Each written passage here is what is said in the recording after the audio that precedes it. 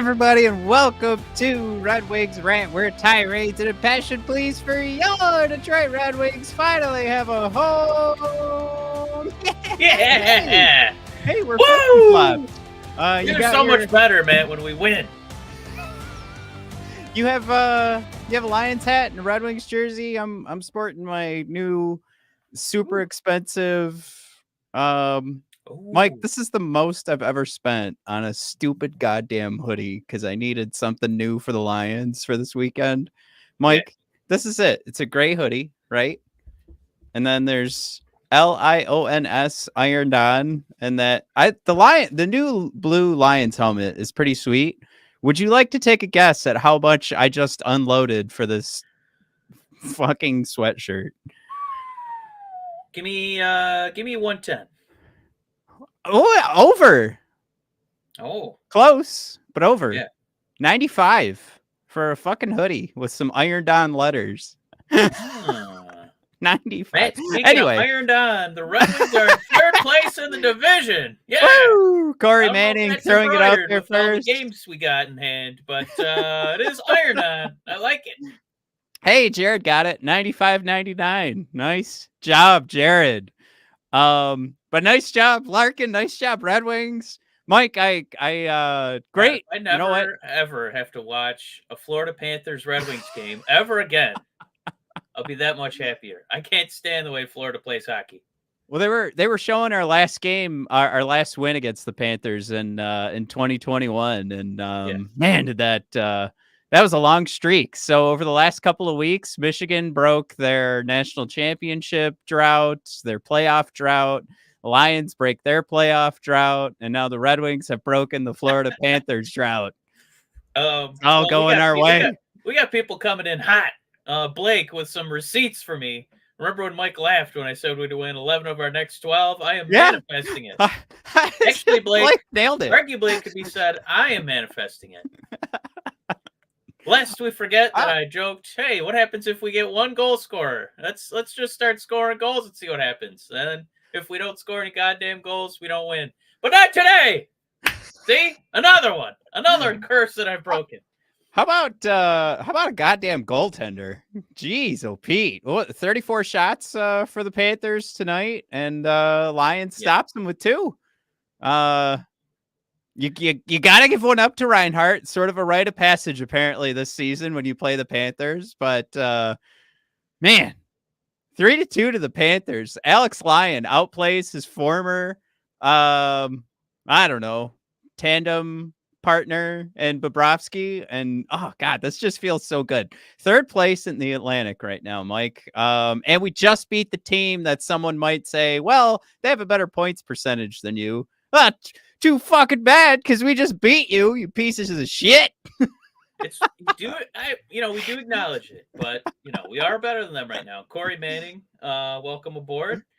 He said 2 things that I already liked. Besides mentioning third place, about the TNT broadcast being terrible.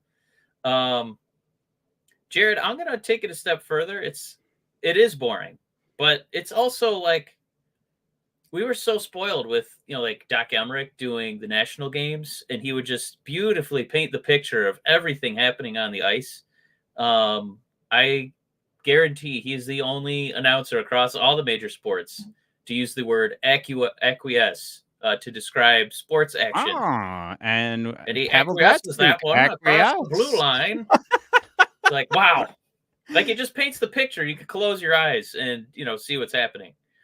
Was this last big game the outdoor game on the lake? Did he do that one? I don't know. I can just tell you that this broadcast team was not even didn't even know that the Red Wings scored. I was doing dishes when I was, kind of watching the game on my phone. Yeah. And then they just mentioned something like, oh, there's an evener. But we'll keep on going here, and we'll have our essentially a podcast episode while the Red Wing game is going on. Couldn't even tell you.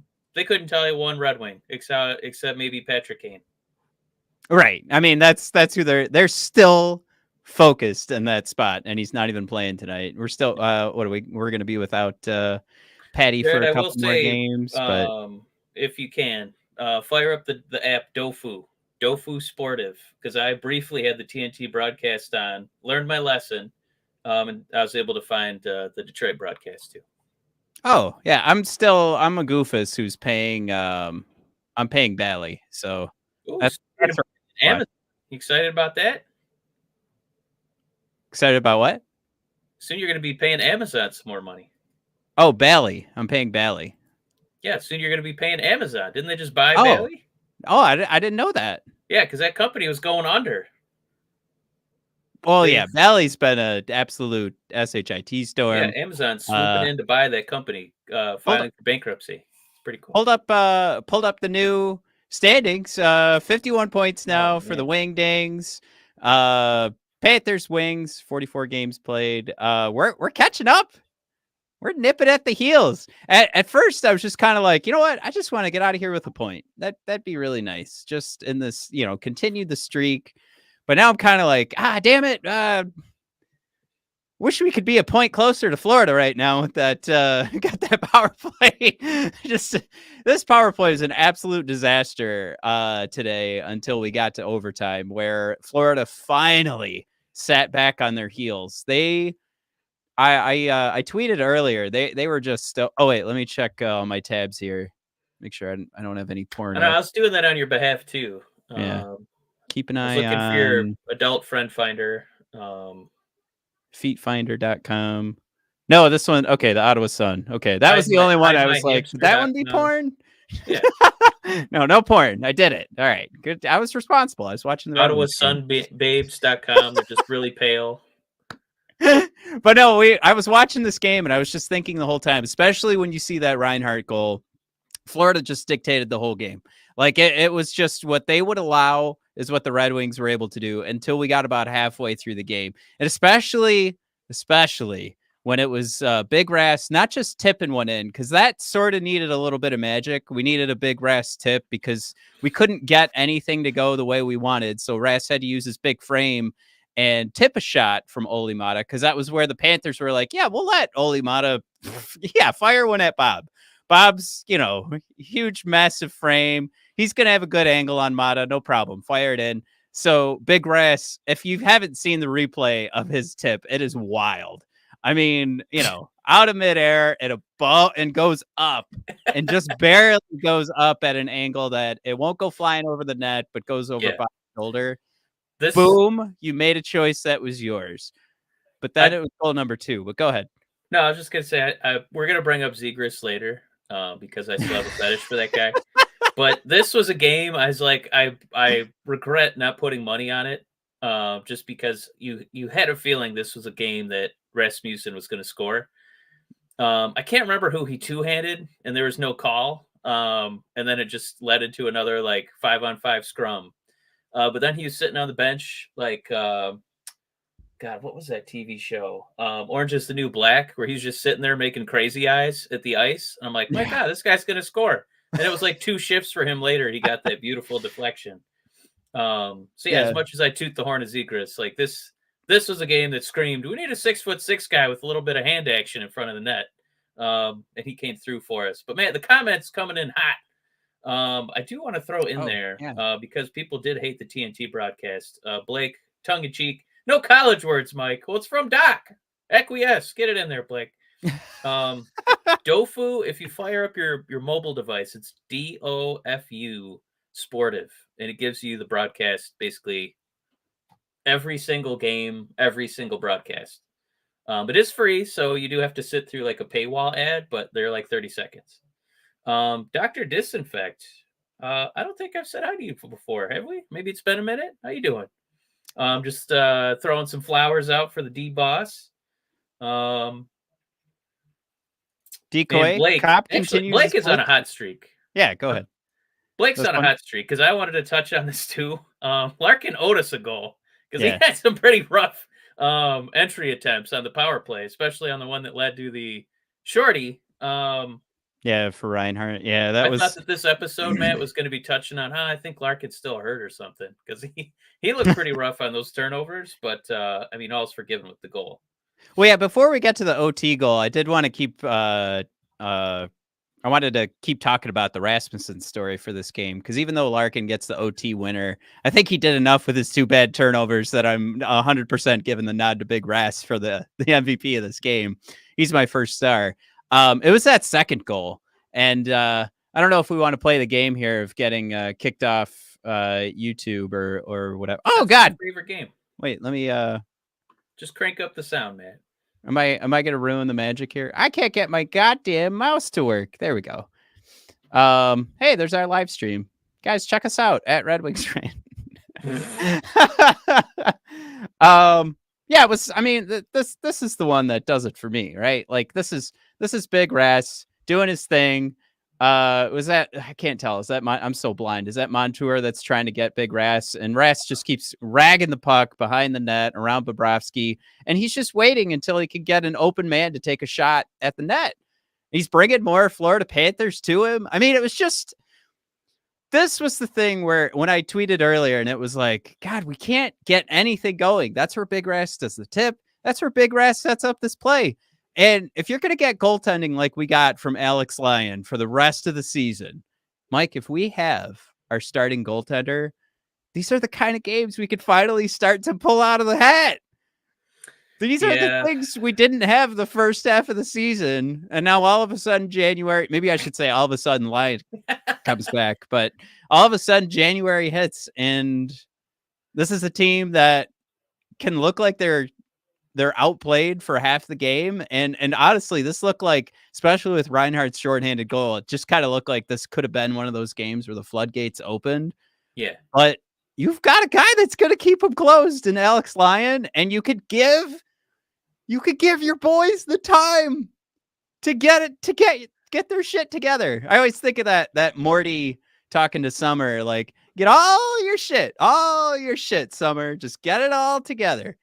Whatever that's not verbatim, but anyway, just Morty yelling at his sister Summer and Rick and Morty. But yeah. Right, real quick, can you move your mouse icon just kind of in that black area beneath the video, just so it's not in the way?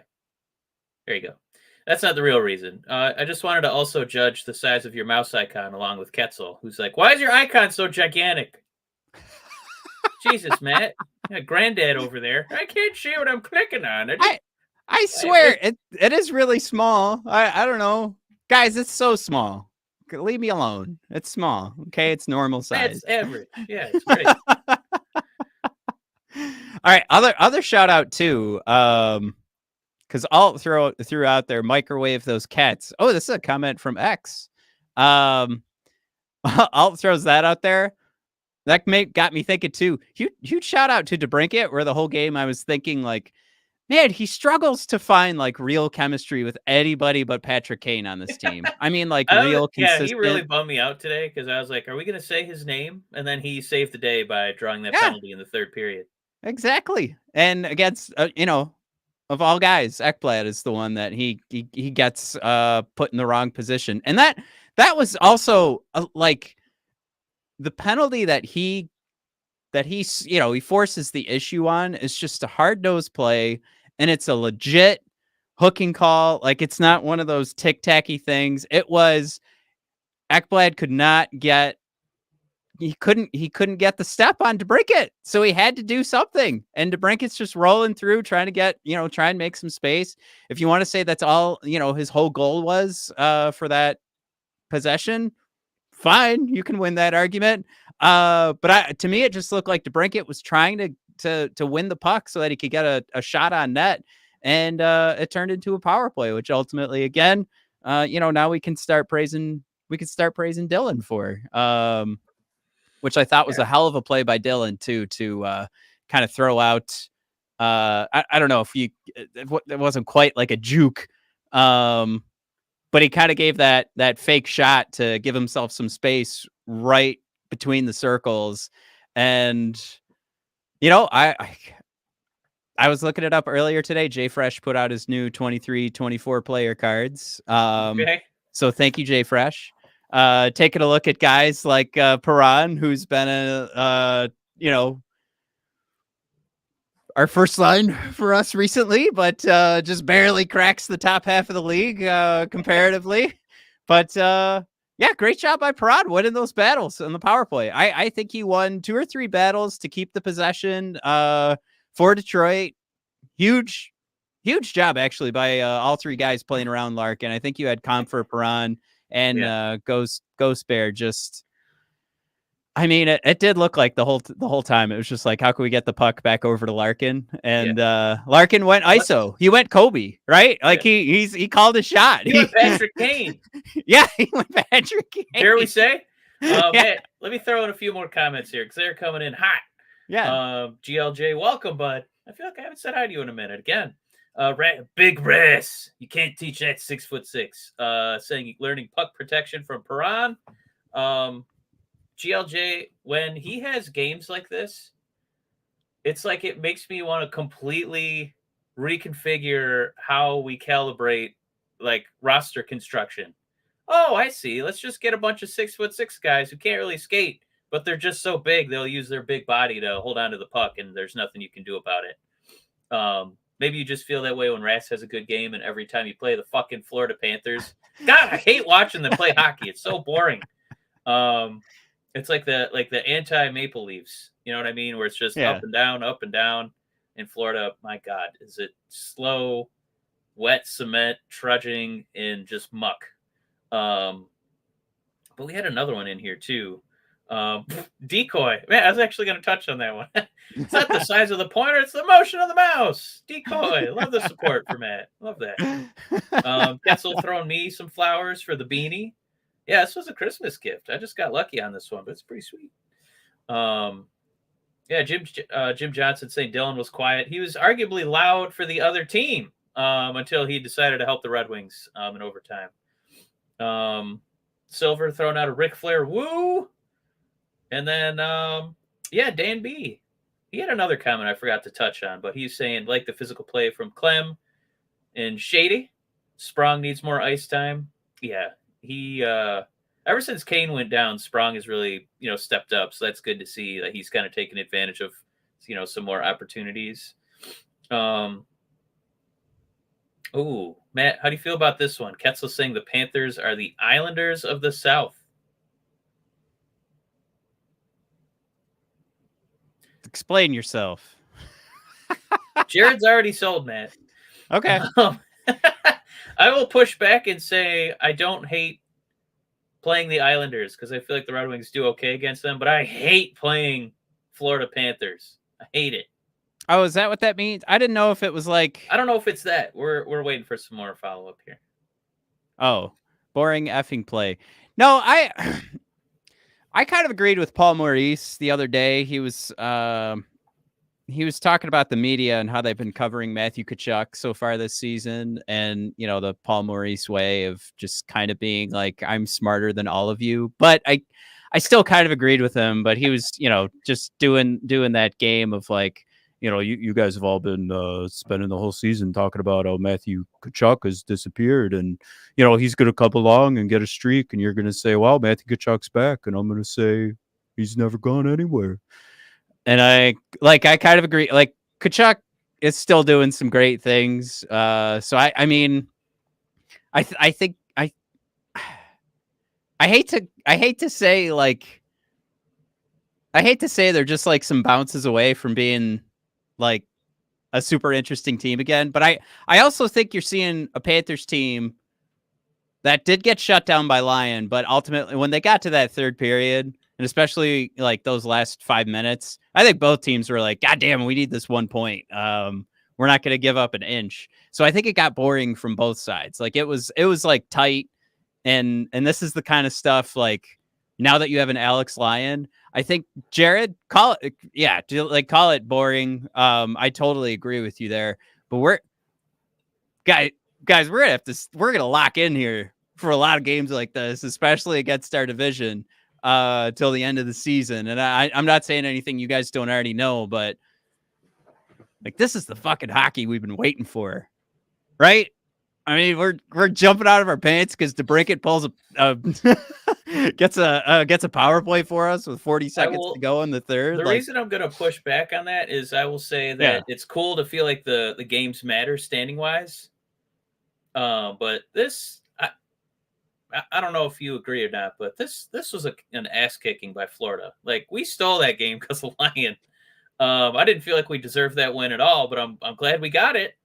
I mean, this team is like our total kryptonite. I hope, my God, if we squeak into the playoffs this year and we see Florida, oh my God, it'll be a bloodbath.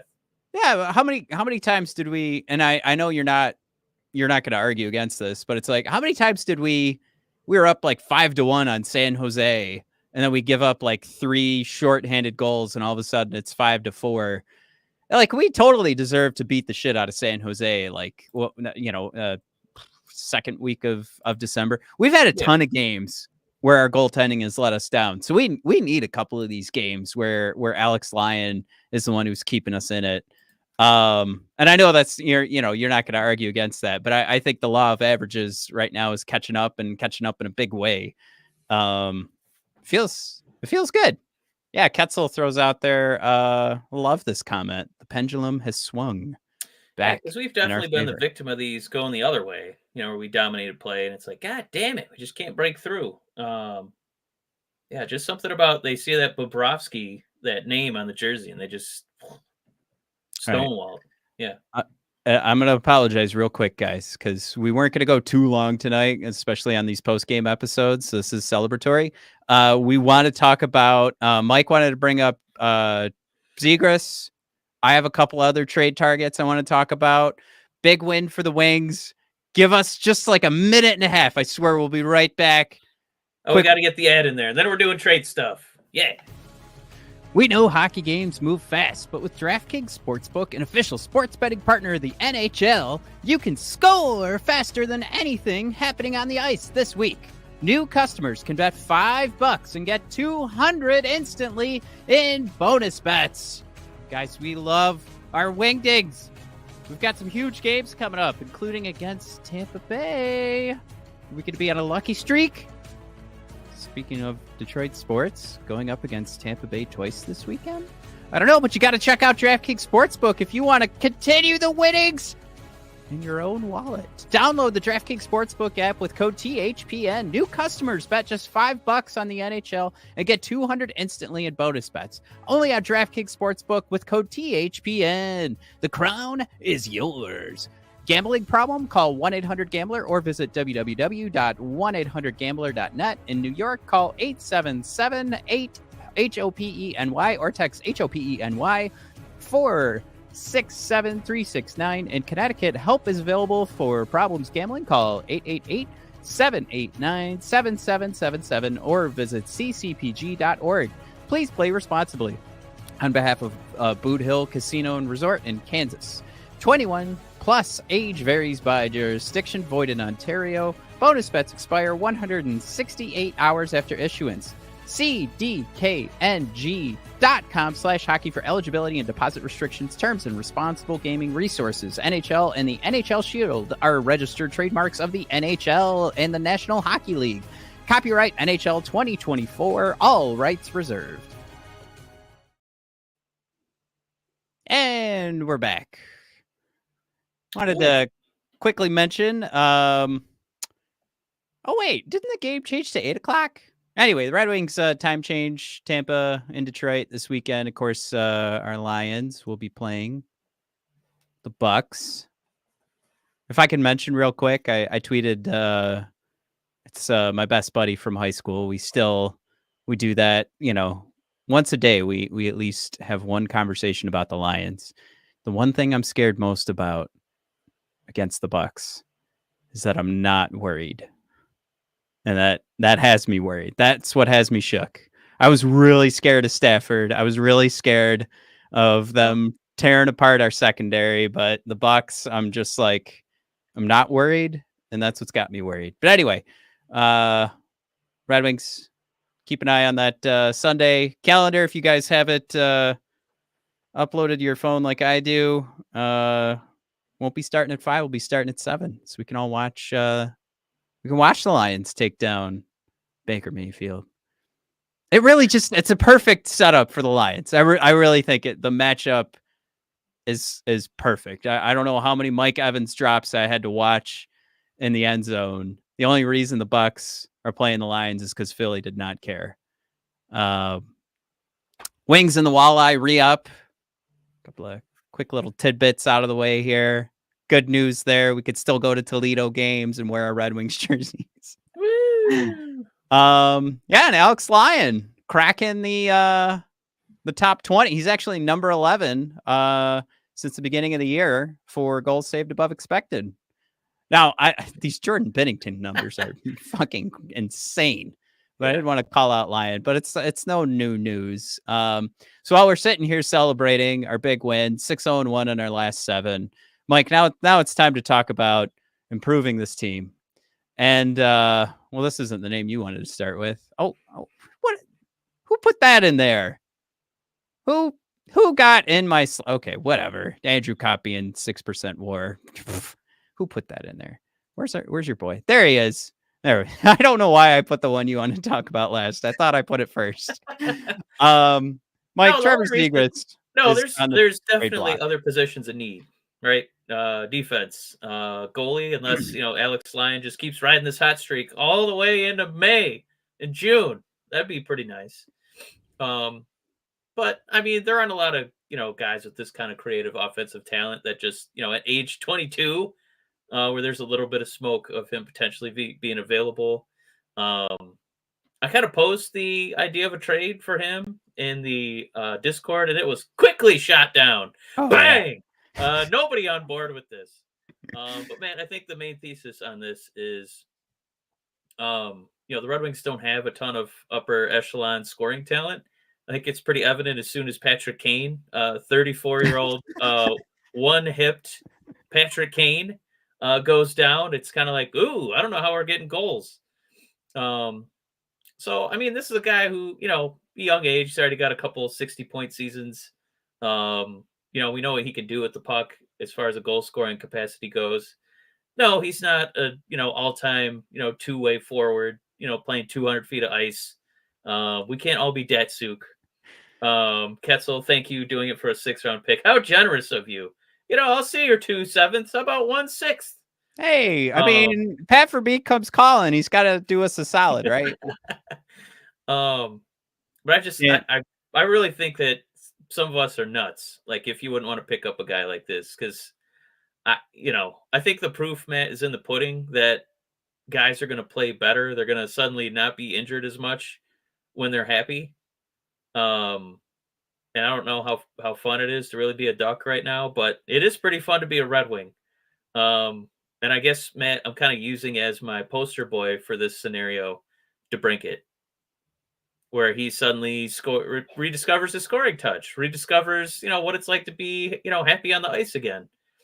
So if we could find a way to shoehorn this guy into our lineup, because we have just so many goal scorers up and down this, 12 forwards here. I kind of think we saw like a best case scenario. We saw that player today, which would be Sam Reinhart for the Florida Panthers, who's putting up a 0.5 point per game for Buffalo. And right now on his current streak, he is now over 1 point per game in Florida. And you don't hear Sam Reinhart and think superstar. I mean, you probably, we should adjust our thought process because, he's a point per game player and he has been consistently since joining the Florida Panthers. And we saw him tonight put the puck in the back of the net. So am I saying you're trading for Sam Reinhart's production? No. But there's an argument to be made that we can see the talent on our man Trevor Zegras here. And I know a lot of people like the comment Dan said, I just don't like the kid. Yeah, but I mean, you never like the guy when he's on another team. I mean, I kind of feel like we had that sentiment about Kane, and Kane did one shift as a Red Wing. You're like, this guy's awesome. We got to put him in the rafters. I want a home jersey, a away jersey. I want a Kane fire in the brimstone jersey. Yeah. So I went to the Wings versus LA, and my wife and I, we went out to dinner before the Wings game in Corktown. Table next to us is all wearing Patrick Kane jerseys. So, and Red Wings Patrick Kane. it's just one of those things. Like, I think you guys would get to know him and love him.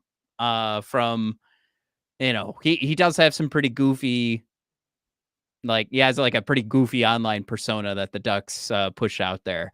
So I mean, from a personality, I kind of like it. From a marketing standpoint, it's pretty cool. But I also think it wouldn't be.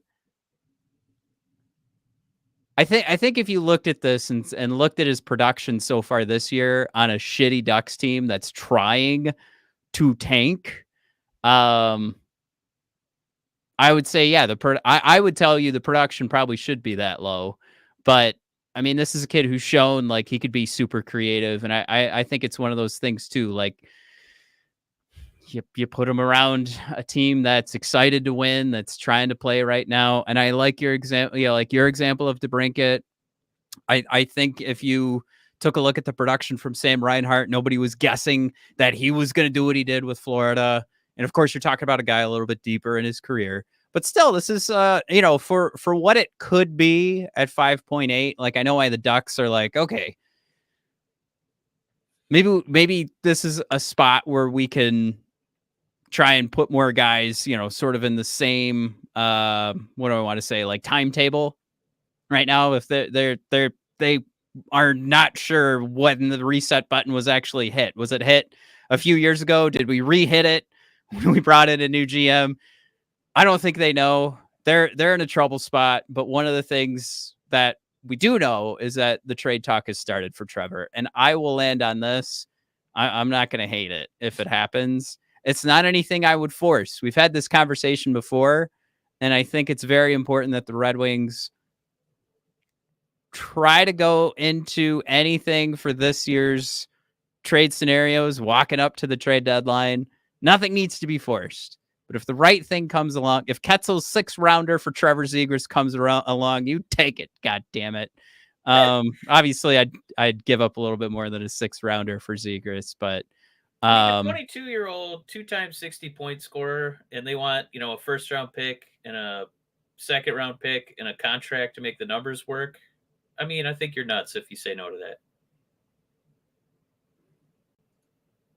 Silver throws out there, you guys. Oh, we're not trading him, my man. That's one of my boys. Come on, Silver, that's my boy. Silver throwing out there, Sandine Pellikka for Zegras. He ain't going nowhere.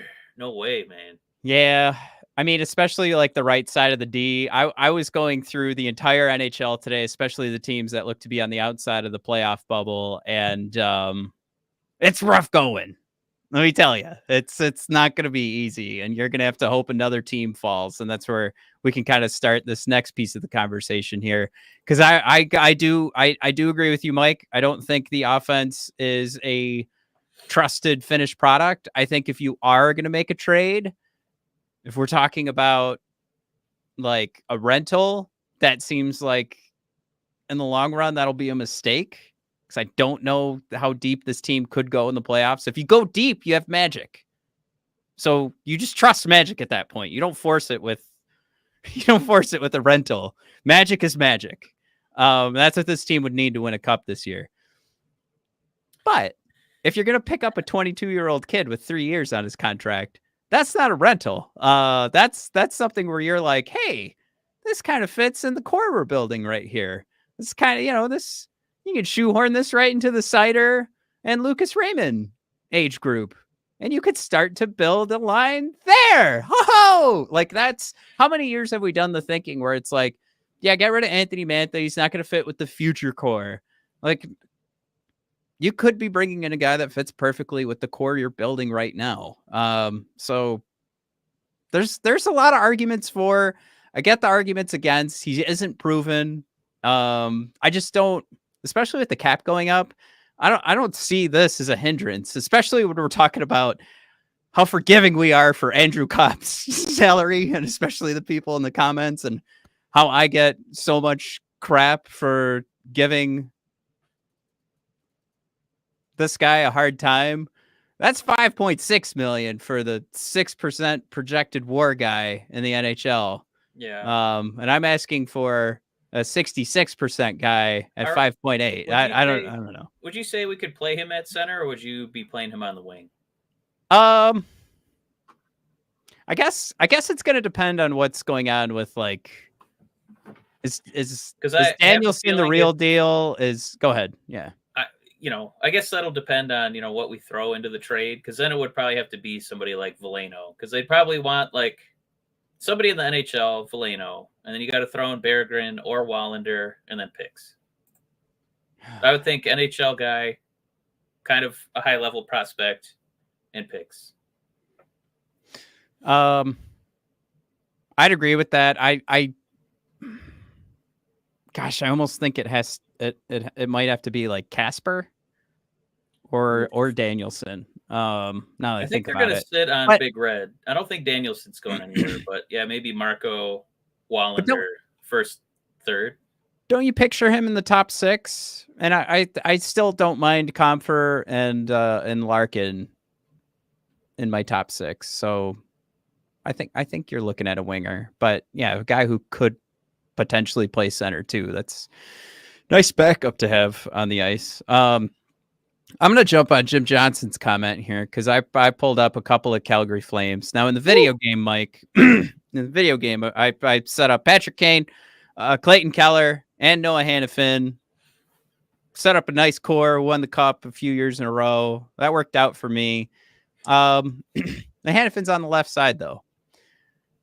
So you're talking about Chris Tanev, who's a guy that when you're talking about trying to upgrade the right side of the D and push what you have on the depth chart down a line and take away some minutes from some of the guys that are really struggling. Because if I pulled up Jeff Petrie and Hall right now, yikes. Hall is actually like a 1%er in the NHL right now, and he is bordering on like he's trying to crack 0%. I don't know what's going on this year because he did have a pretty good start to the year. Petrie's actually 37%. Like that's a lot higher than I would have guessed, but obviously there's still weight from the past couple of years too that are helping it out. This season, for sure, tank bottom 10%, right side defenseman. Chris Tanev, again, see a dip in the statistics this year. See a dip also in the advanced analytics that follow him around. He's on a struggling Calgary Flames team. I do think absolutely this would be a great pickup for what's absolutely missing on this team. Like on the right side. Yeah, and like with Zegras, we were talking about NHL guy, prospect plus multiple picks. This guy would probably be what, second or third since he's on an expiring and he's 33. Yeah. So like easier to obtain. Right. And I'm talking out of both sides of my mouth now because I said I did not want a rental, but I do like agree with your point. This is something you're not giving up as much. And this is something too where Calgary's made it known. The only thing is he is a hot commodity. So if the market gets a little too hot for Tanev, a little too hot for this Flame, I'd let it go. But this is definitely in the realm where how many minutes are we watching Jeff Petrie on the penalty kill? And this is a guy who has been pegged as a defensive defenseman. So even if it's not on the penalty kill and you're going to keep Petrie out there, this is a guy the guy that's going to get you solid second pair minutes, whatever ice time, whatever he's not getting on special teams, he's going to get a solid amount of 5-on-5 time and help you out with a $4.5 million cap hit. That's not going to hurt anything. We've had enough injuries this year. We'll have enough cap space too by the end of the year to make anything work. Real quick, got a couple comments in here. Decoy saying Tanev and Moose would make up the all crazy eyes team. Would love to be a part of that, Decoy. And then Justin Fields 63. I don't think we've heard a lot from you. How you doing, man? Saying not excited if we did get Zegras until he scored a couple Red Wing goals. And as far as saying I don't think we need someone like Zegras, I urge you again just to kind of watch the scoring production when we're missing our one-hipped 34-year-old. It's not quite as good. And it would be nice to be able to kind of bump Perron down. Yes, I do appreciate his value, Matt, on the power play, but it'd be nice to have him on the third or fourth line. Brad throws out there, I think if we get a D-man, Ghost goes, which I'm curious about because that Ghost plays so many minutes on this team. And he does a lot of special teams too. Yeah, when Wallman goes down, they immediately insert Ghost Bear to play with Seider. So I know what you're saying, Brad. He has still shown like the defensive deficiencies are still there. He's still a one-sided defenseman, but he does help in so many different spots. I wonder if they could live without him. Like as some of the magic this year when we are able to score and we see, the Red Wings are in like the top 5 when it comes to like defenseman goals. Like, can you still continue the trend of where you're at right now? Third place in the Atlantic without Ghost Bear. And I do kind of circle that as one of the big differences this year that's helped the Wings out. So that's where my head's on that. Justin also asked Clem or Fisher when Kane comes back. Probably Fisher most of the time until we're playing Ottawa. Then I'm Boston out there. Fuck yeah, same answer. That's exactly what I was gonna say. I think we have a date on January 31st with those motherfuckers. Woo! Go get them, boy! We'll be there, guys. Anybody else go to watch that Seds game? I highly recommend. We might, Mike. We might want to all get toasted before that game because who knows if we need to start throwing beers onto the ice. I thought you were throwing hands. Yeah, we're jumping over and beating the shit out of Chuck. You leave Ryan alone. Who else do I have on here?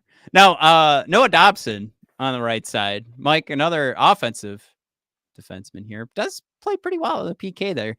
His even strength offense, he's in the 80%, 80th percentile for a defenseman coming from the Islanders. Of course, you're kind of thinking like as the season goes on, the Islanders would continue to trickle down the standings or maybe stay in the same spot, but just couldn't keep up points wise.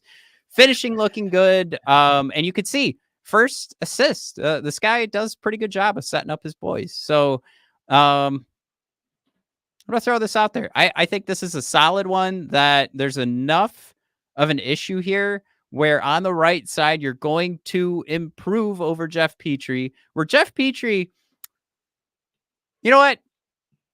Maybe he would be, because I don't see it. I will say this, like we saw it today, like Jeff Petrie just standing completely still on the penalty kill. I don't get it. But if somebody wanted to say like, I don't know, maybe Jeff Petrie's better, defensively than Noah Dobson. Whatever. Statistically, Noah Dobson's going to bring enough offense to his game to outweigh that. So that's where I'm like, whatever argument you want to make, blah. But I this would be an improvement over Jeff Petrie. But yeah, I'm actually still taken aback by his PK numbers. Top 64% in the NHL. That's pretty good. Yeah, his defense leaves a lot to be desired, man. Yeah, it's not great. But, same thing for Ghost Bear. Would be fun to see him and Ghost Bear out there together. Holy shit. Could you imagine? I mean, that would be perfect for my line with, Zegras, DeBrincat, and Kane. Woohoo! For sure. Yeah, Ketzel's got the right idea. Stick Noah with Mata. Perfect. You've got a defensive defenseman along with a guy who could set up your play on the other side. And Mata's proof too. Like he's willing to throw the puck at the back of the net, or at the net. I'll score a goal. Okay. He's willing to throw the puck at the net. Did it today to help Rasmussen tip one in.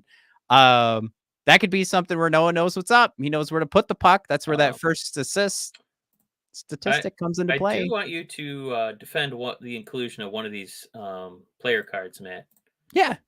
What is Chychrun doing in here? So, in what wild scenario is Ottawa going to trade with us and make us better? Did Ottawa trade like 2 first-round picks for Chychrun?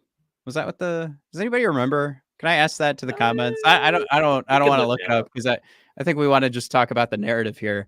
But how funny this would be for Ottawa to go all out for Chychrun last year, missed the playoffs. Now their points percentage is in like the 300s right now. They're at the bottom of the league. They're going to be doing it, Mike.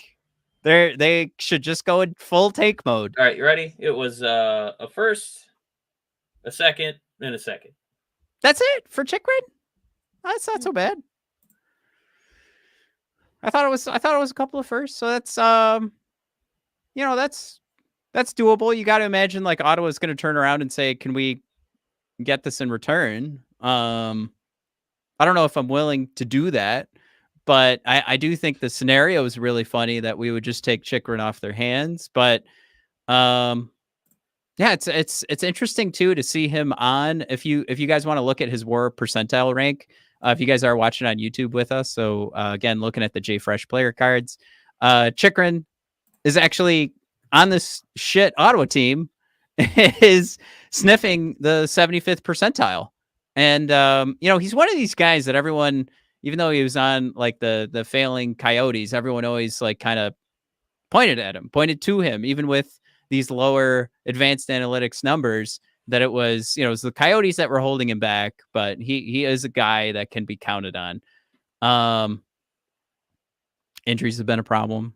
But I do like, to me, I just sort of enjoy the narrative that Ottawa would have to give up on Chikrin, not because it's their best decision, but because, Mike, there's the rumors out there that he is now asking for a trade because he got traded from the shit Coyotes, who are now better than the Ottawa Senators. And he's in an even worse situation, if I may. I mean, if you look at both of those franchises, whether it's just the Coyotes lying to cities and districts to try and get an arena and holding money from employees, or it's the Ottawa Senators who lied to their new owner, had a GM that was, fudging numbers and forgetting no move clauses, and making sure that whoever they were trading away to other teams, that those teams had all the information, just horrible situation for Chikrin, for a guy that you with all of the narrative surrounding him that he should be, owning the NHL on the defensive side, but instead he just keeps getting passed along to these flailing franchises that have no idea what they're doing. I'm a yes on this one.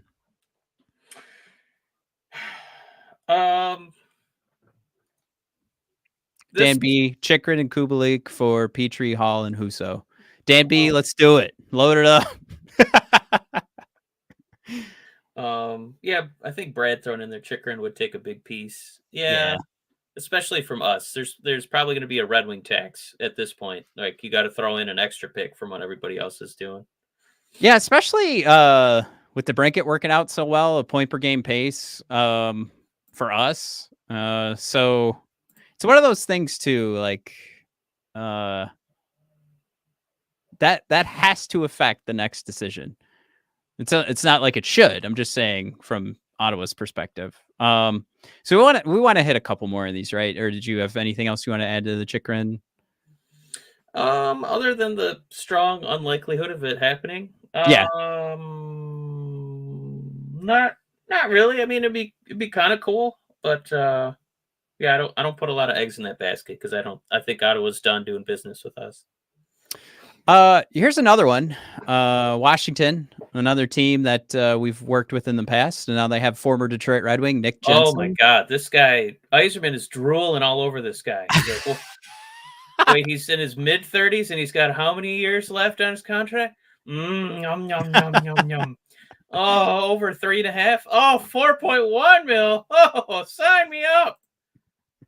Again, I think the story here for me is just that Washington is, even though they're right there with us in the playoff bubble, I think they're like -26 in the goal differential. So they're sort of like bullshitting everyone. Like, eventually everything's going to fall out from underneath them. And again, I'm looking to improve Jeff Petrie and Hall's situation, which I think is doable with Nick Jensen. I don't think you're turning your team from not cup contender to cup contender with this move, but certainly this is an improvement and an affordable one. The only thing I don't like is the 3 years attached to this.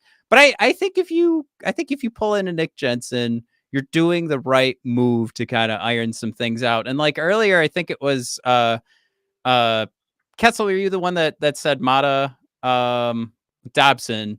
I mean, here you're doing ghost spare with Nick Jensen, no problem. And you've got, somebody that can stay at home and the guy who can go venture off and try and get you some goals. I think they would pair great. And you bring Nick Jensen back to Detroit. Maybe he hated it here, but that was when we sucked. So we're good again. I think that this is one that would happen, and a lot of people would be like, "What? Why is this happening?" But I think ultimately you'd walk away and say, "Okay, all right." Ultimately, it was a positive. It was a move in the right direction. Yeah, I mean, this would be cleaning up Washington's, cap sheet. And this one is, again, more digestible, more feasible than an Ottawa trade. And because I think you're kind of doing them a favor at this point. If they're going to have to start rebuilding, you're taking $4 million off their books. You're not like giving up prospects and first rounders. Maybe doing like a second or a third. Yeah, that's actually a really good point too, because Washington is up there at the top half of the league on cap friendly. So yeah, if you're doing them a favor to take 33-year-old guy at $4 million off their books, that is considered a favor, I think. And a team like the Florida Panthers went to the Stanley Cup Finals with Mark Stahl on the books. So this this is an improvement over Mark Stahl, and I think this would be an improvement over Petrie and Hall as well. This trade happens if you are throwing in the towel and Goss despair, though, because then you're going to be sitting on Hall and Mata and Petrie, and Sherratt, being kind of blocks from Red Wing prospect defenseman getting jobs. Now you'd be adding another guy with a elongated deal in his, now mid-30s. Oh, whoopsies. I think that's it. I think we hit everybody. Yeah. Yep, that'd be it. All right. So ultimately, there's some options out there. I don't think any of them are amazing. And, we're not at the trade deadline yet, so we don't know who's going to fall off. I mean, maybe amazing what 2 weeks can do for our whole show, Matt, because we're talking about being buyers again. Yeah. Where it was doom and gloom not so long ago, and suddenly the Red Wings are like, hey, you know what? Let's start winning some games. Let's start winning games we didn't even deserve. How about that? We got a goalie, baby. Woo! All right. So we're gonna wrap up here, guys. Appreciate everybody for coming along. This was a fun night. 6-0-1 on our last 7. Dylan Larkin, the hero. Rasmussen, my first star. Alex Lyon, maybe he should be first star, but I don't know. Now he's just casually turning in. I think we're gonna get more Alex Lyon first star games. Let's give Crazy Eyes the number 1 start today. Yeah, for sure. All right, guys. Thanks for tuning in, and find the Discord. I'll pop it in the YouTube chat there. Appreciate y'all. Love y'all. We'll see you next week. Don't forget, go Lions on Sunday. All right. Detroit beat Tampa this weekend. Let's get them. Because that's 2 games. Let's all right. See you guys.